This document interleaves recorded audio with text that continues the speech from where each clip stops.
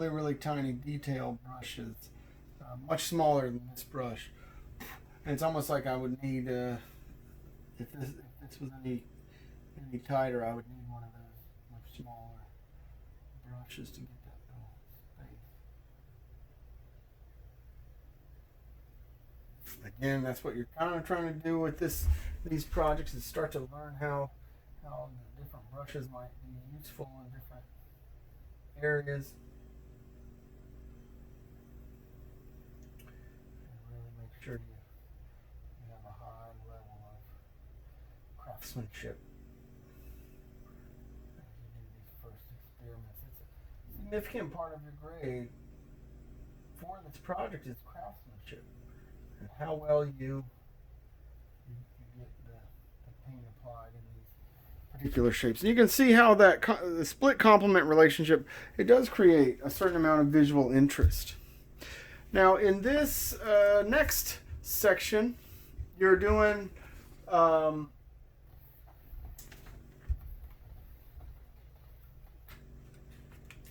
four analogous colors and the complement. And so these are four analogous colors, and then so you know what analogous colors are. They're colors that relate to each other on the color wheel. But then what you'll be doing is choosing the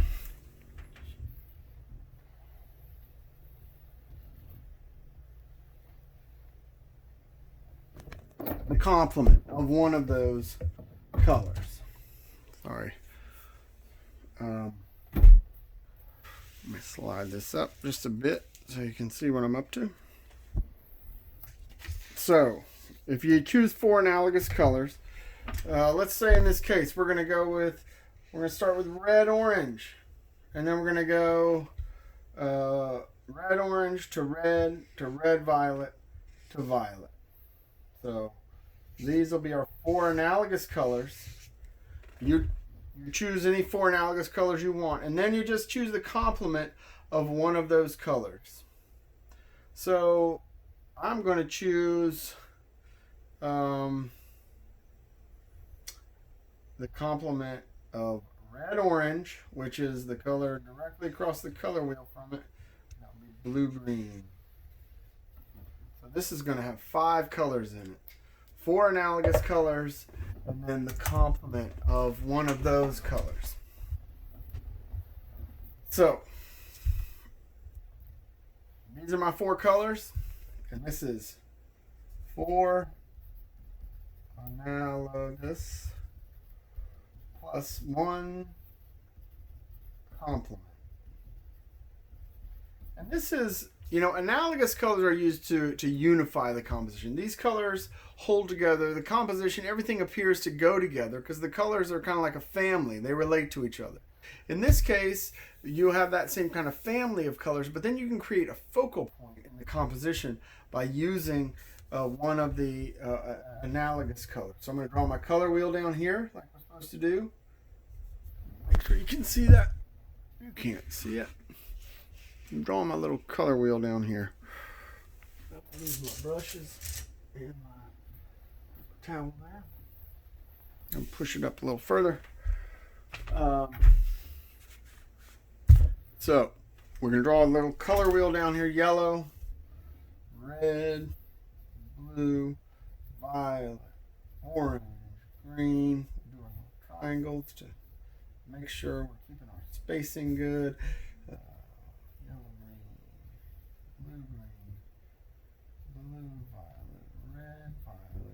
Red, orange, and yellow, orange. And then we're going to circle our colors. And we decided to go with violet, red, violet, red, and red, orange. And then we chose to go straight across the color wheel to blue, green. So those are our 5 colors. So this time, again, we're going to make a little small format. And we would fill that format with those 5 colors. And so we would have whatever our compositional arrangement might be. So we got 1, 2, 3, 4, 5. All right, so that would be great. And I'm not going to paint this one in, but if I was going to, I might add the blue-green right here. That looks like a pretty interesting little moment to kind of become the focal point. And then all around it, we would have the red, orange, red, red, violet, and violet. That's kind of how I would probably fill it in with the colors. But because I'm kind of worried about time, I'm not going to do this one. You've already got the notion of complementary colors and analogous colors, and this would just be about that kind of paint application. And so I'm gonna zip past that for that particular part of the assignment. And we're gonna go to number 6. And number 6 is maybe again a more of a challenging one of these. And what we're trying to do with number 6 is we're creating a mirror composition, but the idea is we're reversing color temperature. We're not reversing the hue, we're reversing the temperature of a particular color. And there's, 4 ways I want you to do it minimally. One is to mix for color temperature. And the example here is yellow-green and blue-green. Yellow-green is a warmer color, blue-green is a cooler color. So the temperature is changed there, but the hue is the same. And they're both green. One is a yellow-green, one is a blue-green, one is warm, one is cool. So we're reversing the temperature of the color. We're not changing the color. It's still green, but we're changing the temperature. The second is tints, that you can add white. And so red is a very warm color, but red plus white, which is a tint, it cools the red down a little bit. It's not as warm. The third thing we can do is to add the complement or to neutralize a color. So violet is a cool color, but violet plus yellow becomes a warmer color when you add the complement. So neutralizing a color is another way to change the color temperature. And then out of the tube. Out of the tube we have a warm blue and a cool blue. And so there's 4 different ways here. Now the composition here is supposed to be a mirrored composition. So we're going to create almost as if it was divided in half. So we'll try to divide where it's halfway here. We're going to divide this box in half. And one side will look like the other side. So we'll have a circle. Both sides have that circle. Then we'll have a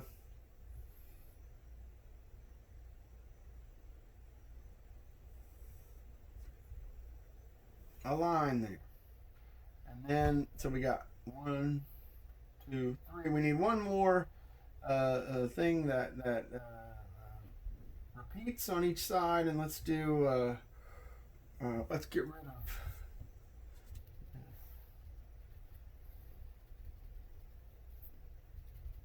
and just do a little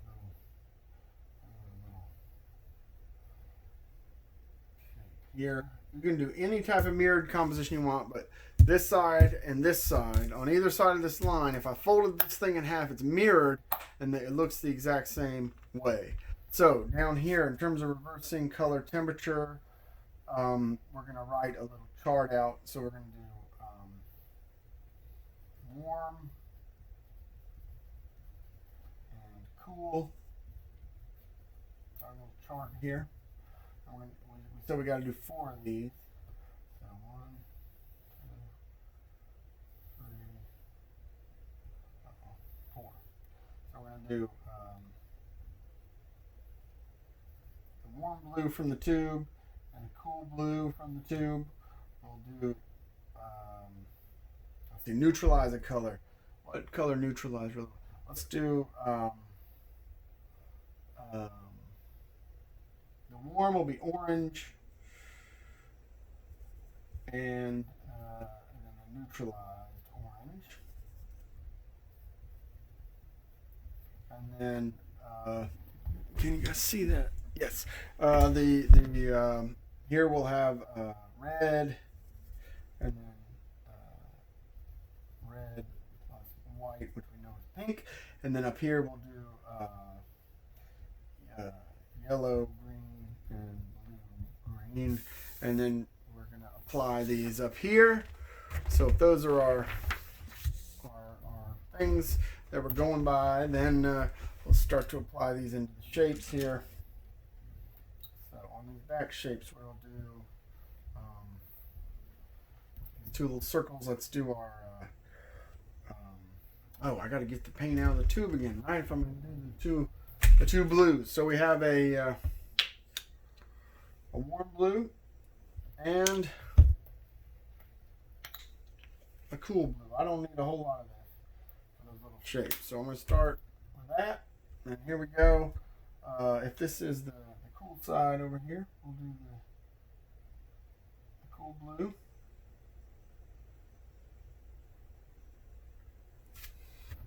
And on the opposite side, we'll do warm blue.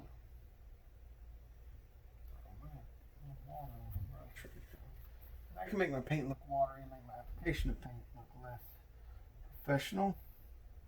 So, there we go. Our two blues there. Then next we're going to do orange and then a neutralized orange for the next shape. Let's see what brushes we get for that. There we go. So we'll put orange on one side. Here's our orange. And then I guess I'm going to have to mix a neutralized orange to go on the other side. And to make a neutral orange, I add blue.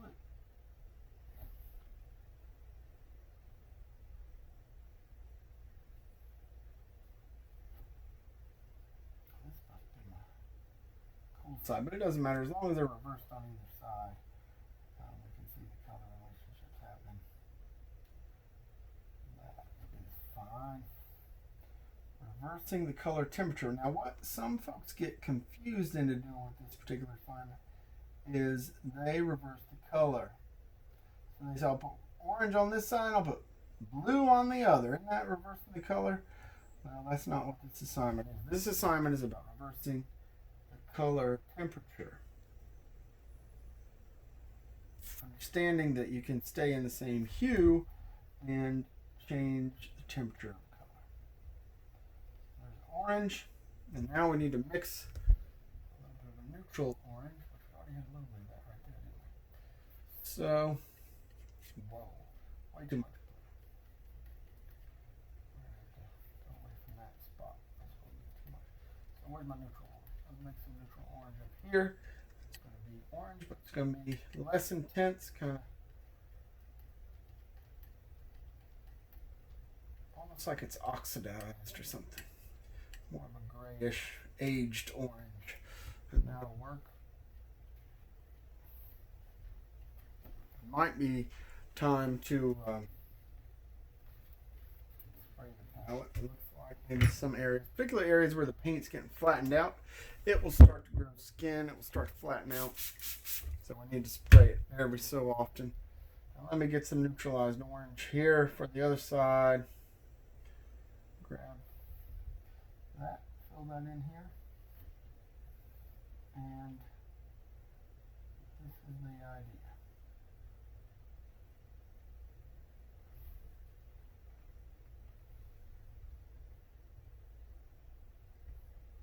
Craftsmanship, trying to get the crisp lines and a flat application of paint. Using enough paint, we don't see any brush marks, any transparency. We just see a flat color applied. And we need a good edge right here between the two oranges. And nice straight, flat, crisp edge. There we go. This one's clearly warmer. That one is not as warm. Next, what we're going to do is red and then a pink. So let's get some red here. True red. And put that intense red against that neutral orange. It's kind of a nice contrast. Good relationship there for visual interest, having those things different from each other. And there we go. In that little corner, make sure our line is real smooth here. Feed that tip into the corner there. Sometimes I need to roll that brush and get it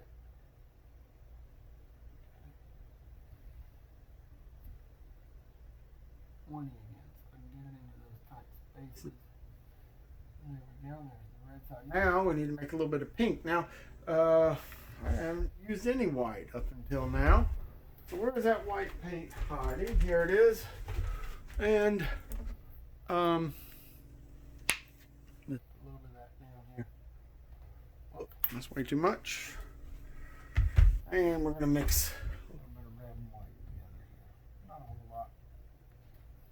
Just a bit. Make us a cooler version of red.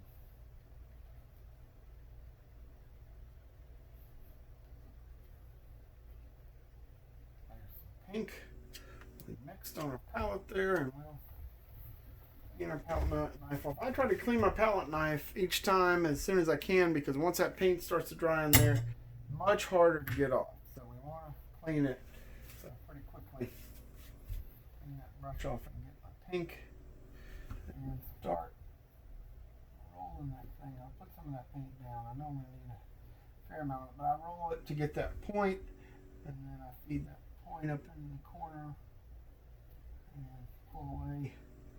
Same thing here, my thing roll a little better. Get in that little detail corner, and then pull it along that line so we get a nice crisp line. Again, you don't want to see any of the white of the paper between the different colors. You're really working to push that brush right up against the edge. A nice, crisp, smooth line. You don't want the paint, this paint shouldn't be trying to feed into the orange. It's just going to bump up against that edge there and then create our rounded line here. There we go. And then our last color, we're going to do blue, green, and yellow green. We already got that mixed up pretty well. So, let's grab that off the palette. Here's a nice blue, green. Put that on this side.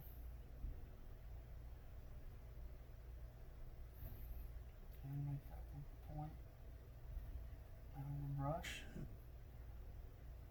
Put it up in the corner and then drag it along that line. Oh, I went over the line right there just a little bit. I can come back with my yellow green maybe. I'm going to clean that line up. And then do it with the yellow green on the other side.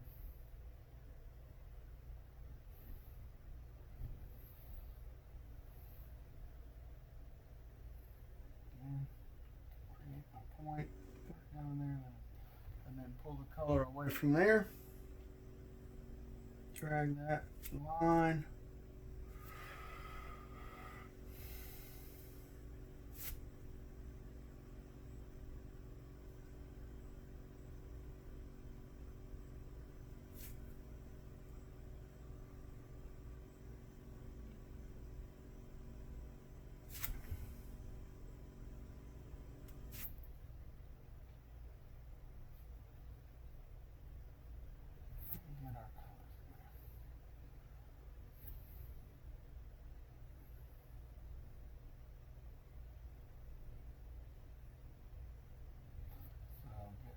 Color very flat.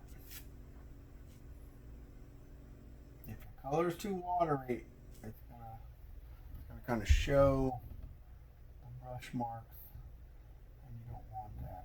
You want to keep it really opaque. And sometimes you might have to do a second coat of paint if your paint was watery and left some transparency. You have to go back over it. did blue-green there, and now we're going to do yellow-green on the other side of different temperature. We know that yellow-green, dominated by yellow, is going to be somewhat transparent. So we see me, I put down a lot of paint there, and then I'll use it. I'll kind of grab it with a brush, make the brush into a point, and I'll be spreading all that paint out. But I know I need to kind of butter the paint on because it's yellow dominated. It's going to be transparent. If I put on a thin coat of that paint, then I'm going to see all the brush marks and everything. I need a good thick coat of this stuff.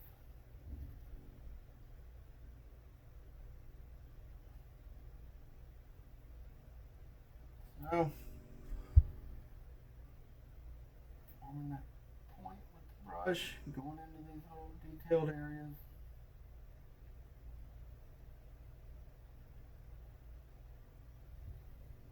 Running a bead of paint along the line there.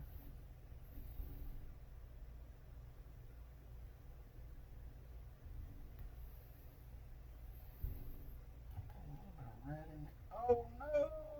I might have to go back and I gotta find my orange and fix that, what I just did there. That is a boo-boo. That is a no-no. That is bad craftsmanship. I've got to fix that before I'm done here.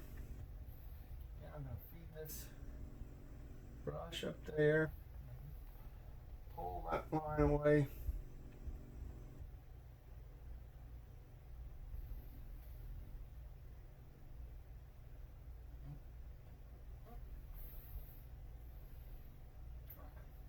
Try.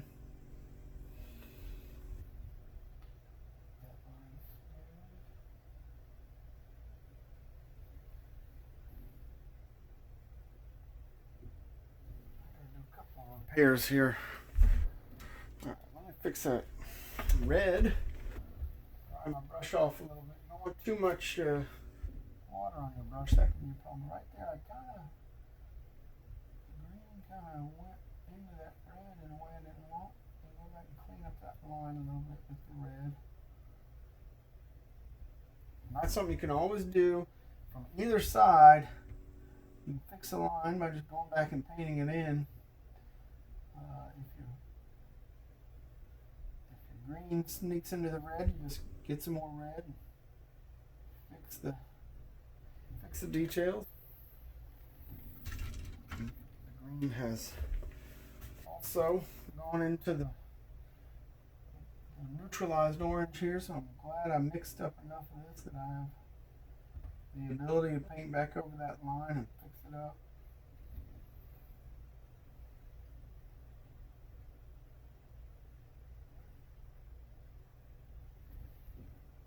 If you do have a mistake like that or a problem, it is not the end of the world. You can go back and fix it.